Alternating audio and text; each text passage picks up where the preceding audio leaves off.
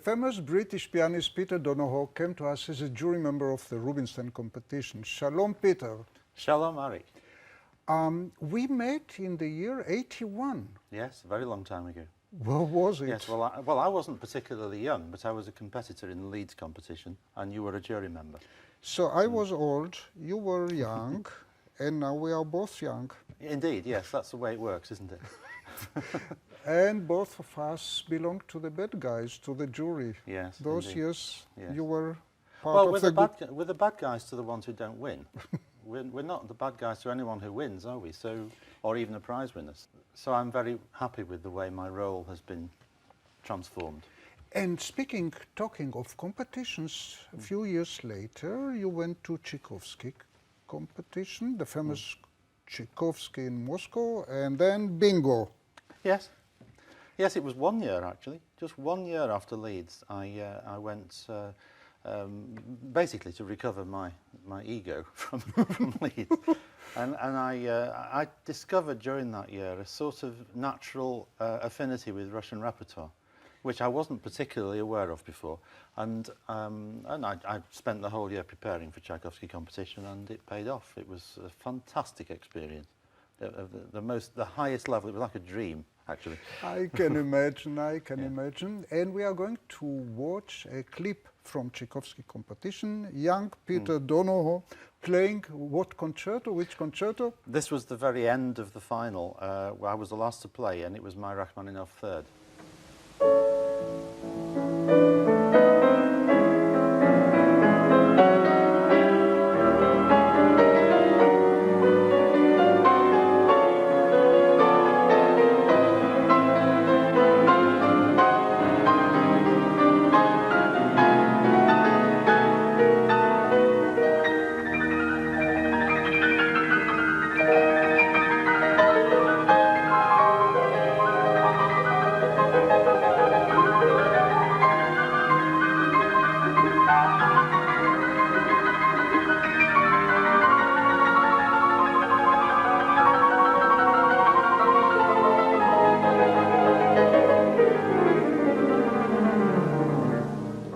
You know, Peter, that was so well, so marvelously played, so I thought of asking you to play something of Rachmaninoff in the same key. Yes, indeed. Perfect juxtaposition, yeah. Do you have in stock some? Well, yes. The Rachmaninoff Third Concerto is in D minor, although it finishes in the major, of course. But then there is a prelude from the first book by Rachmaninoff, Prelude number 3 in D minor. What is it about this D minor? Well, he did write a prelude in every key, so I don't know that it's particularly significant more than the others, but the key does seem to suit so many great composers, not just Rachmaninoff and not just Russian composers. It's a great key somehow. Beethoven's Ninth Symphony, for example, Brahms' First Symphony. There are many great works in D minor. Mozart, yes, zum one of the greatest Beispiel, concertos. yeah, Don Giovanni, Overture, and the concerto, Actually, and the Requiem, of course. Indeed, yes, And it is the a Requiem. very special key. About 2 years ago in Seoul, in South Korea, we did a whole program of concertos in D minor, in fact. I see. And then I got it was a Bach, Mozart, and Brahms. And then I got an invitation with a different orchestra for 2 days later to play Rachmaninoff 3, and they were doing Don Giovanni and Dvorak's Symphony number 7. So the whole week was D minor. I don't know what that does to an audience. Yeah, but under the title Concerto in D minor. Indeed, yes. Concerto in D minor. Yes, exactly. Okay, so now it's going to be only a prelude in D minor. It's a wonderful, wonderful piece, though, that's marked tempo di minuetto. I'm not sure that one could actually dance a minuet to this music because it's rather busy, but it's something very special. One of the Corelli variations is also tempo di minuetto, and I was wondering what kind of minuetto is Well, a exactly, Russian yes. minuetto. Actually, there's a variation in the Paganini Rhapsody also by Rachmaninoff. That's in D minor. So it meant maybe a Russian minuet is much slower or something.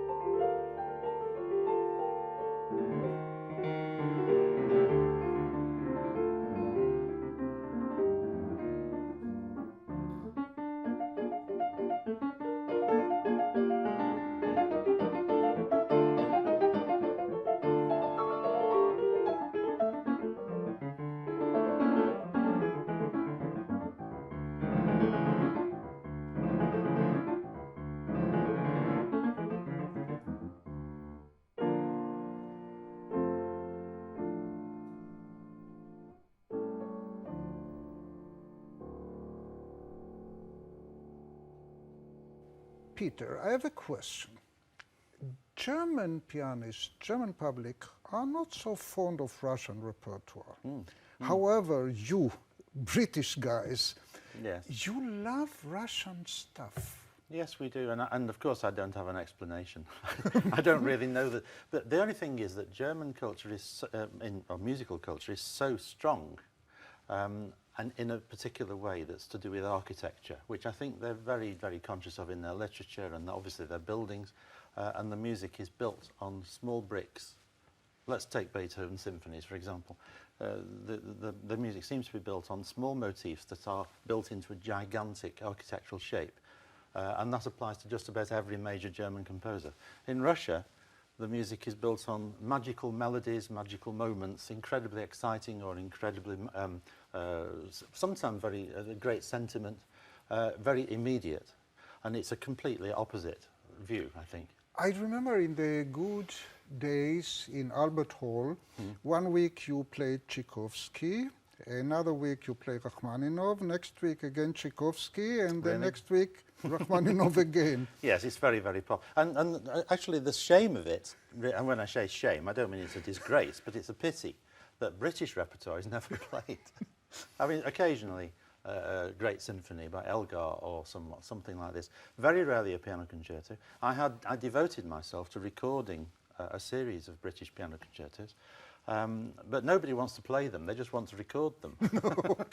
But I did 29 of them in the end, 29 British concertos, and none of them are actually well known, which is odd, isn't it? It's strange. We have so many pianists from Britain, but we don't sell our repertoire to the rest of the world, although I try to, but it's a little bit of an uphill struggle, I have to say. So in that case, I would like to ask you to play a composition written by a classmate of Rachmaninoff, whose name is? Scriabin. You remember this plaque in I do, Tchaikovsky Conservatory, Absolutely. that they really graduated the same year. Yes, indeed, and obviously mutually admired their compositions and their abilities as keyboard players. They were both very good pianists. Yes. But very different stature, physically. And the starting point was kind of almost similar, and then Yes, that's right. There's a they divergence. separated. Very different personalities. Totally different, actually, I think. It's a rather interesting story that I don't think Rachmaninoff ever played any Scriabin until after Scriabin died. Because it was an early death, a very unfortunate death from sepsis, I think it was. Yes. Septicemia. And Rachmaninoff immediately played a memorial concert that included all the major works of Scriabin. And before that, he'd never played any. It's weird the way we behave, isn't it, towards each other.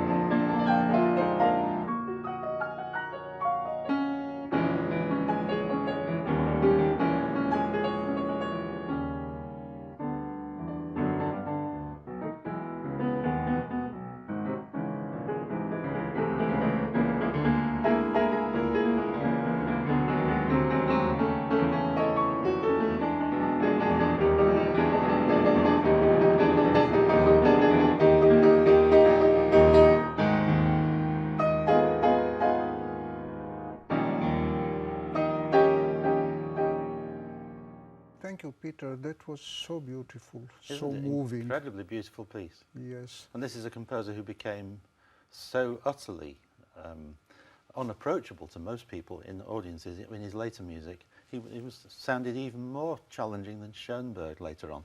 But in his early music sounds so beautifully like Chopin, a sort of Russian version of Chopin.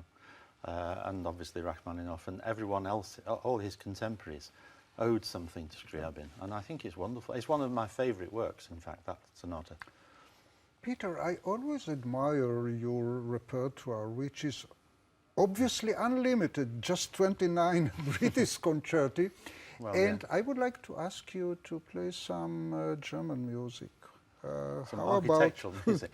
yeah, architectural music, Yeah. something more valuable, with more Yes. substance.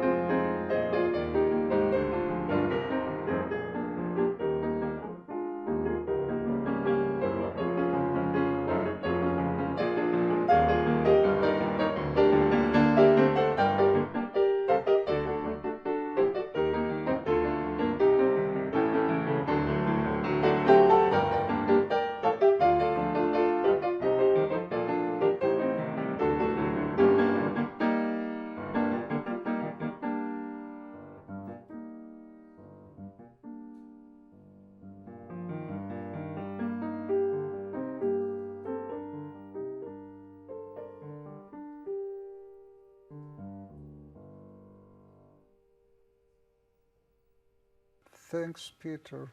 What a... Thank you. Isn't it wonderful music? You recorded a lot of Brahms. You played a lot of Brahms. And when I see Great you, love of Brahms. I think of Brahms. But surprisingly, after you are done with all the British repertoire, you found another good Yes. composer by the name of Wolfgang. Yes. Well, you know, Mozart's there all the time, right from the very beginning of my awareness. Mozart was there, and so was Bach. And it's gradually, as you approach your late teens, you begin to realise just how impossibly difficult they are. And so I went through the easy repertoire of Rachmaninoff and Tchaikovsky and Liszt. Easy, easy. You know, somebody figured out that in the Rachmaninoff Piano Concerto No. 3 that Yes. we heard the clip, there are more notes than in the complete 27 concerti by Mozart. I'm sure there are, yes. So Well, what is easy? It's quite difficult to explain unless you play the piano yourself. I think it's very hard to imagine that the real truth is that the less notes there are, the more difficult each individual one is. So when you play something that is completely audible to all ears, all the parts, all the melody lines, everything, then of course it's much more fragile.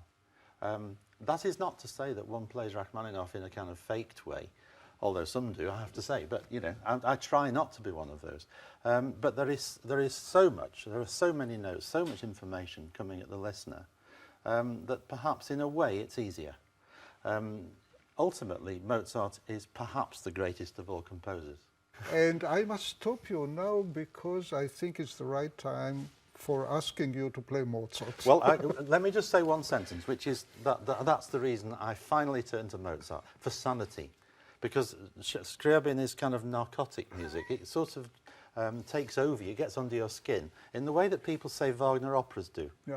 And so I turned to Mozart as an antidote, Yeah. and here I am recording them. Like in Scriabin, you set the forest in fire, and here is the time. Yes, I believe that's exactly right, yeah.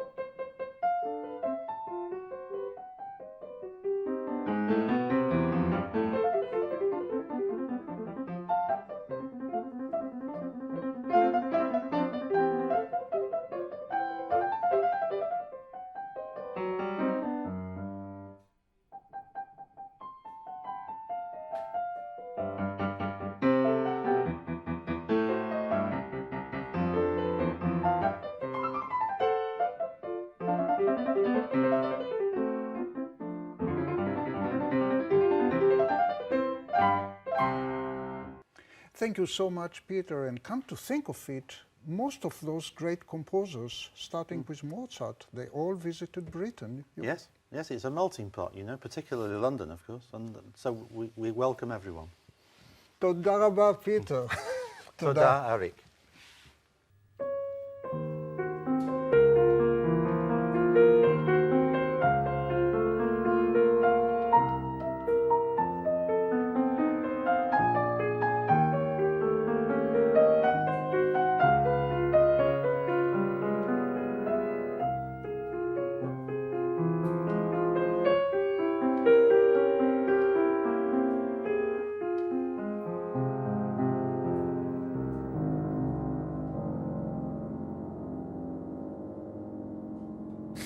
sleep.